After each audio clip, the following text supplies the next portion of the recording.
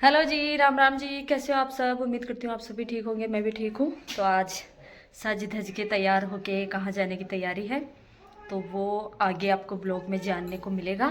तो आप please continue blog में बने रहिए कि आज हम कहाँ जा रहे हैं और किससे मिलने जा रहे हैं। और मेरे लिए तो बहुत खुशी की बात है, क्योंकि काफ़ी दिनों से सोच रही थी जाना है, लेकिन काम सिलाई इतना रह जाता है कि कहीं भी इंसान जाना चाहे लेकिन जा ही नहीं पाता। और मैं तो बिल्कुल भी नहीं जा पाती, कहीं भी नहीं जा पाती घर को। प्लीज़ व्लॉग में बने रहिएगा, आपको देखने को मिलेगा कि मैं कहाँ जा रही हूँ। और मिलती हूँ आपसे मैं थोड़ी सी देर बाद में। तब तक के लिए राम राम। हाँ बराबर करने जाओ।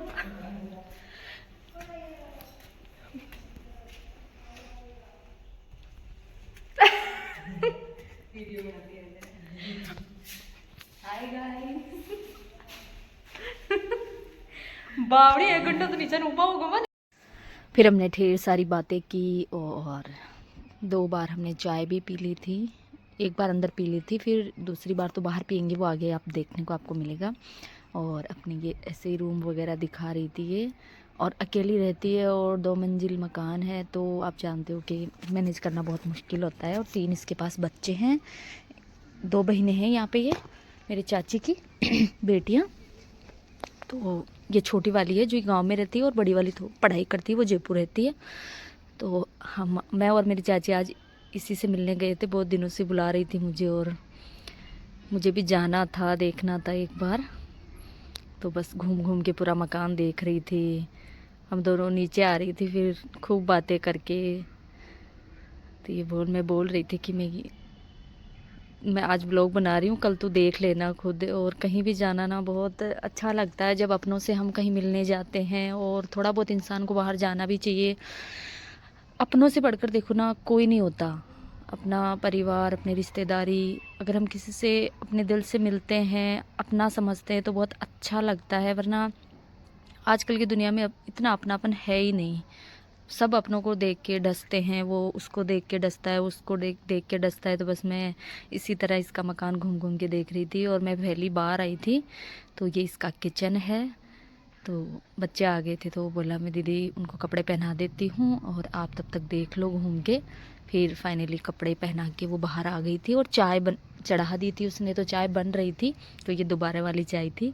तो ये बाहर, जब सर्दी बहुत ज़्यादा बढ़ गई है ना हमारे यहाँ, तो बस धूप में ही बैठ गए थे। ये इसकी दादेर सासू है जो ऊपर बैठी है, यानी दादी सास। और ये मम्मी है मेरी चाची। और ये इधर जो बैठी है, ये इसकी सास है, दोनों बहनें की। और ये इनका बाहर मकान के सामने वाला पोर्शन है, जो इतना बड़ा मैदान खाली। इधर ये 2 रसोई है इनकी, एक कमरा है, वो एक रसोई है और एक कच्ची रसोई है।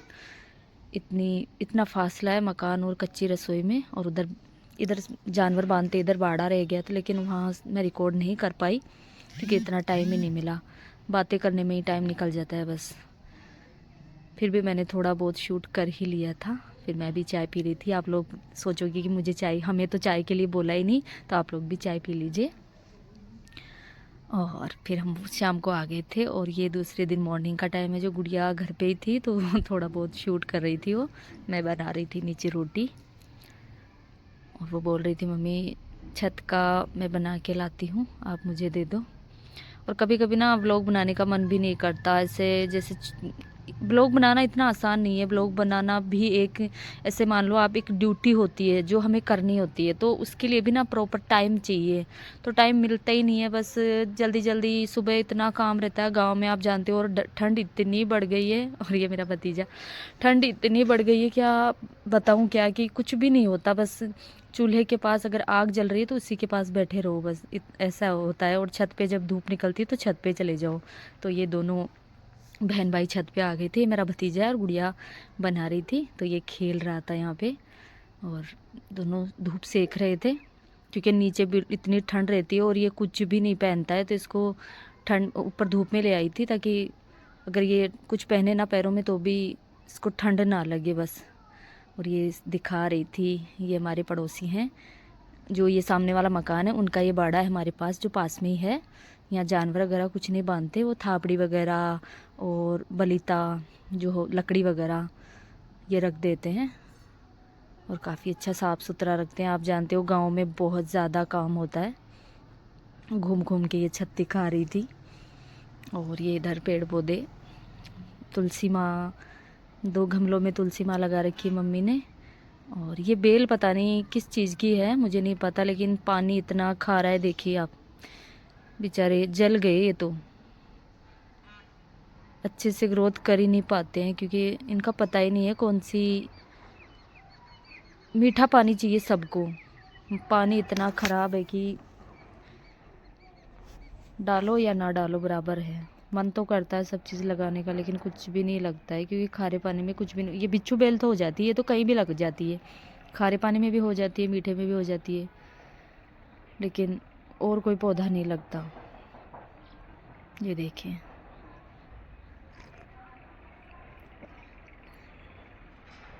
यही सब कुछ घूम घूम के खा रही थी आप लोगों को। तो जी, आप लोगों को ये व्लॉग कैसा लगा कमेंट करके ज़रूर बताना। और जो भी मेरी बहनें, मेरी माताएं, मेरे भाई जो भी नए हैं चैनल पे, वो चैनल को सब्सक्राइब करें, लाइक करें, कमेंट करें और शेयर तो आपको करना ही है।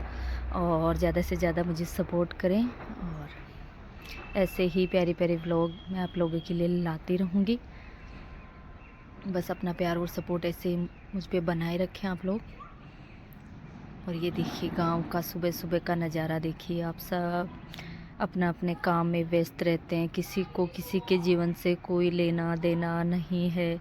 कभी कभी सोचती हूँ कि मुझे तो भगवान ने अगर पक्षी बना दिया होता तो मैं उड़ के बस उस छत से उस छत पे बैठ जाती। ऐसा थोड़ी होता है, जो हम सोचते हैं वो थोड़ी बनते हैं। लेकिन पक्षियों का भी जीवन इतना आसान थोड़ी है। गर्मियों के मौसम में इनकी भी हालत बहुत ज़्यादा ख़राब होती है जब कहीं इनको पानी नहीं मिलता। हम तो छत पर चारों कोनों में पानी रखा रहता है हमारे, तो ऐसे समझ लो आप। आएगी ना गर्मियाँ तो मैं आप लोगों को दिखाऊंगी। और ये हमारी रसोई थी पहले छत पे, जिसके परिंदे में ये तुलसी मैया मैंने कई बार दिखाए, लेकिन जो नए हैं उनको नहीं पता होता है। तो जी, आप लोग देखिए और इन्जॉय कीजिए। और क्या क्या आप लोगों को अच्छा लगता है वो मुझे कमेंट करके ज़रूर बताना। और इस रसोई को तो ना हम स्टोर रूम बना लिया हमने। ये देखिए, कुछ भी एक्स्ट्रा चीज़ होती है जो हम यहाँ रख देते हैं। और मम्मी, मैं और अभी बैठे थे नीचे, अभी खा रहा था मूंगफली, मैं बना रही थी रोटी। तो जी, मैं मिलती हूँ आप लोगों से नेक्स्ट व्लॉग में। तब तक के लिए राम राम। अपना और अपनों का ख्याल रखिएगा।